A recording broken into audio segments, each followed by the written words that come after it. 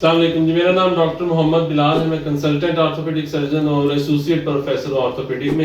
آج ہمارے ساتھ عبد المجید صاحب ہے. 70 سال ان کی عمر ہے اور ماشاءاللہ آج ان کو 2 ماہ ہو گئے. ان کے دونوں گھٹنے ہم نے ایک ہی وقت میں تبدیل کیے تھے. تو آج یہ آئے ہیں بالکل ایک سٹک، اور وہ بھی اس کے بغیر بھی ماشاءاللہ بڑا اچھا چل رہے ہیں. رینج آف موومنٹ ان کی بہت اچھی ہے.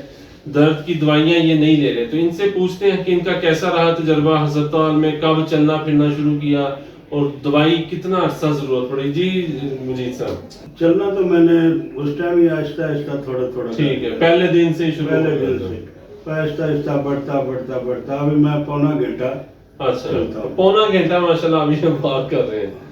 ٹھیک ہے. اس کے بعد آپ نے لکھ کے دی تھی، یعنی کہ 14 دن کی دوائی، 2 دوائی. 2 ہفتے. ٹھیک ہے، وہ میں نے کھائی. اس کے بعد میں نے کوئی دوائی، اس کی بھی ضرورت نہیں تھی. 14 دنوں کے بعد کبھی کوئی پٹھے نرم کرنے والی گولی، کوئی اور اس طرح کی کوئی گولی؟ کوئی نہیں کھائی. اور ماشاءاللہ جب مسجد وغیرہ آنا جانا، بس میں وہ ہے کہ نماز کرسی پہ، ہاں زمین پر بیٹھنے کی اجازت نہیں ہے. وہ جوڑ کا ڈیزائن ہی ایسا ہے، لیکن یہ ہے کہ سیڑھیاں چڑھنا جیسے پونا گھنٹہ واک ہے. سیڑھیاں بھی آرام سے چڑھ جاتا ہوں، آرام سے اتر جاتا ہوں. بالکل ٹھیک ہے.